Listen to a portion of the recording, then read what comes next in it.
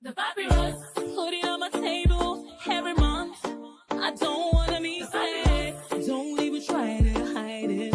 No, I don't wanna lose it. And you say how it is, it's so inviting. The papyrus, we're all so alive. The papyrus. We bring you the Papyrus TV news update. You're welcome. Now the headlines. Benue Governor Alia declares state under siege, urges citizens to report invaders. Delta Governor's advisor, Madam Sabificate, dies in suspicious circumstances, husband arrested.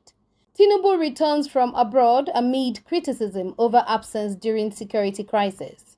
Star Times and World Bank to launch solar mini-grids in Nasarawa. Tinubu flags off Ebonyi Superhighway.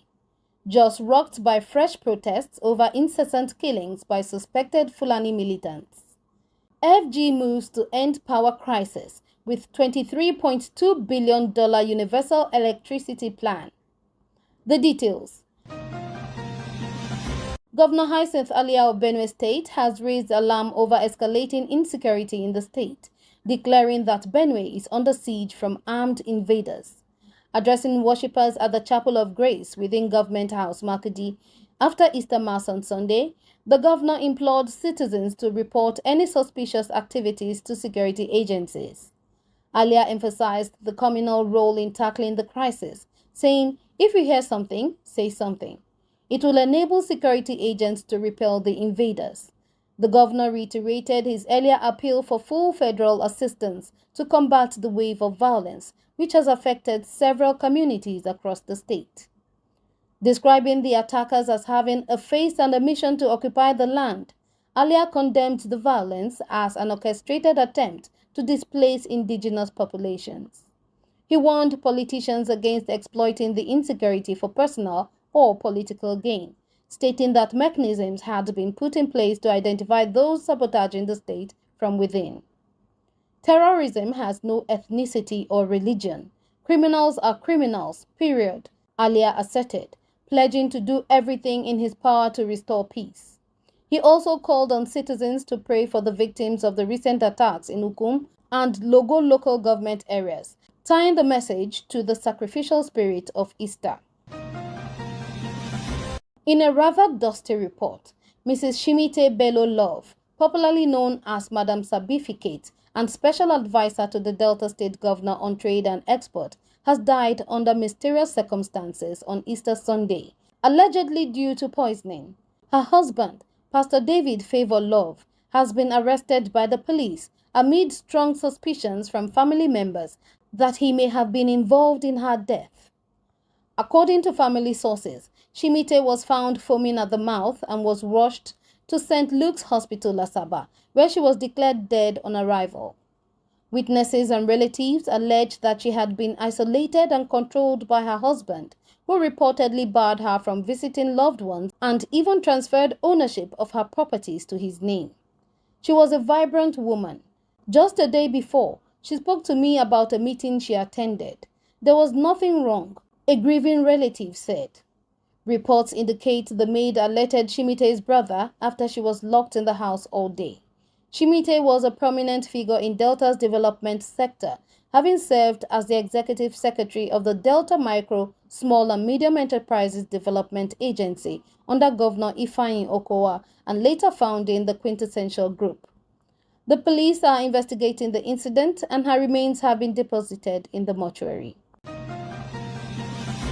Meanwhile, President Bola Ahmed Tinubu has returned to Nigeria following a nearly 2-week working visit abroad, which drew criticism from opposition figures due to his absence amid a wave of insecurity across several states.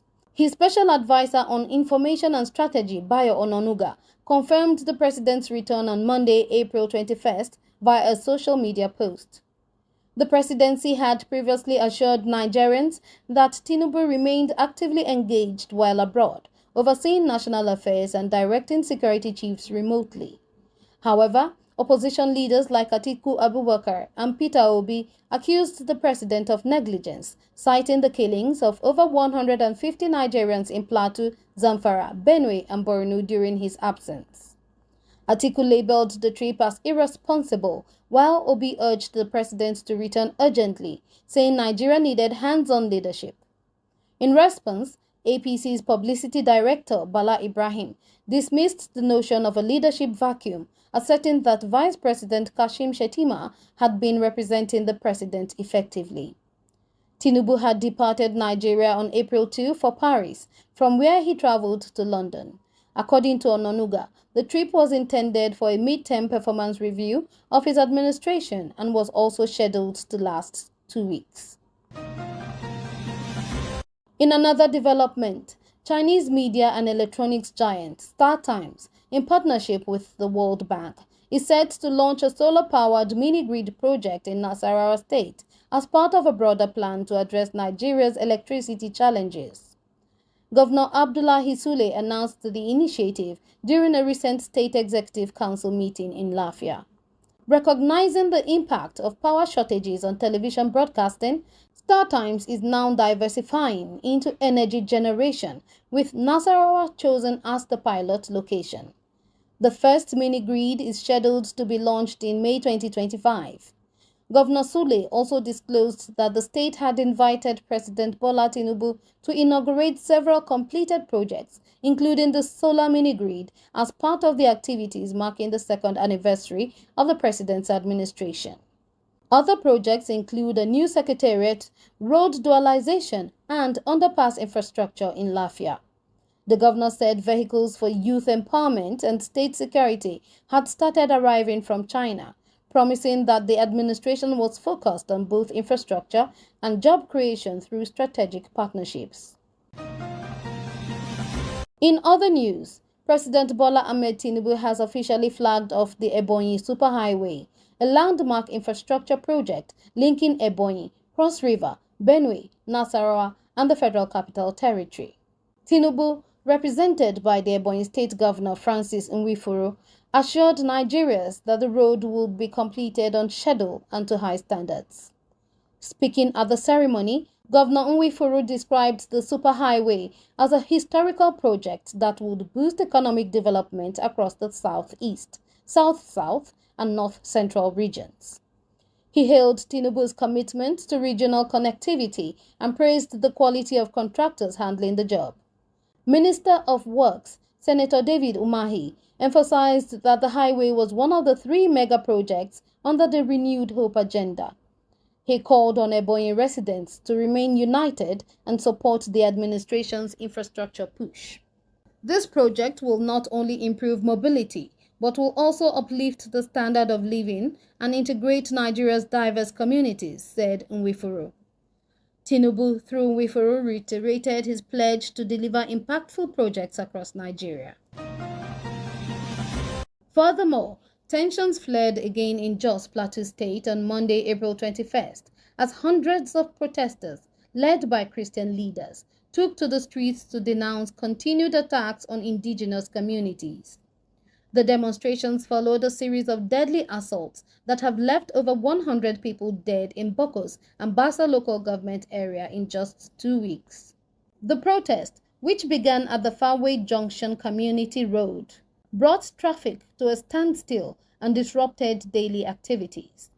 Plateau chairman of the Christian Association of Nigeria, CAN, Reverend Polycarp Lubo, led the march toward the government house in Brayfield. This has gone on for too long. We are not happy with the killings in our communities, said Gyang Daliop, one of the demonstrators. Protesters held placards demanding urgent government intervention and justice for the victims. Another protester, Hanatu Philip, called on the state and federal governments to treat the situation with the urgency it deserves before it escalates further. The project reflects growing frustration with perceived government inaction amid an ongoing security crisis that has devastated rural communities.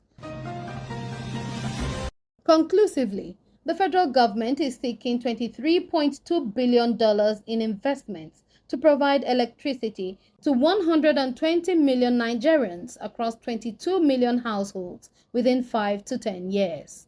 Of this, $14.1 billion is needed upfront, with funding expected from local banks, international donors, and the private sector.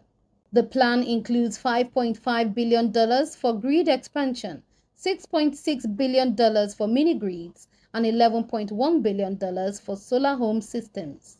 The Rural Electrification Agency (REA) says solar and mini-grid solutions will dominate due to distance and density factors.